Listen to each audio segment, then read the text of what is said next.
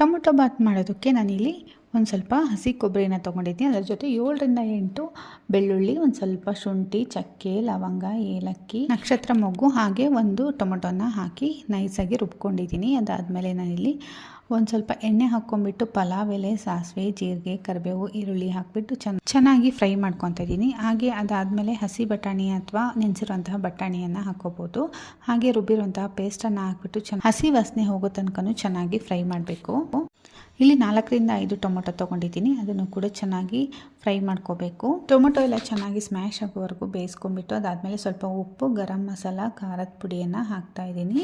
ಎಲ್ಲ ಚೆನ್ನಾಗಿ ಮಿಕ್ಸ್ ಆದಮೇಲೆ ನಾನಿಲ್ಲಿ ಅಕ್ಕಿಯನ್ನು ಹಾಕ್ತಾ ಇದ್ದೀನಿ. 1.5 ಕಪ್ಪಷ್ಟು ಅಕ್ಕಿಗೆ ಅದರ 2ರಷ್ಟು ನೀರನ್ನು ಹಾಕ್ತಾ ಇದ್ದೀನಿ. ಅದಾದಮೇಲೆ ರುಚಿಗೆ ಎಷ್ಟು ಬೇಕಷ್ಟು ಉಪ್ಪನ್ನು ಹಾಕಿಬಿಟ್ಟು ಕೊತ್ತಂಬರಿಯನ್ನು ಲಾಸ್ಟಿಗೆ ಕಟ್ ಮಾಡಿ ಈ ರೀತಿ ಮಿಕ್ಸ್ ಮಾಡಿಬಿಟ್ಟು ಕುಕ್ಕರ್ನ ಮುಚ್ಚಳ ಮುಚ್ಚಿ 2 ವಿಷಿಲ್ ಕೂಗಿಸಿದ್ರೆ ಟೊಮೊಟೊ ಬಾತು ರೆಡಿ ಆಗುತ್ತೆ. ಈ ವಿಡಿಯೋ ಏನಾದರೂ ಇಷ್ಟ ಆದರೆ ಲೈಕ್, ಶೇರ್, ಕಮೆಂಟ್ ಮಾಡೋದನ್ನು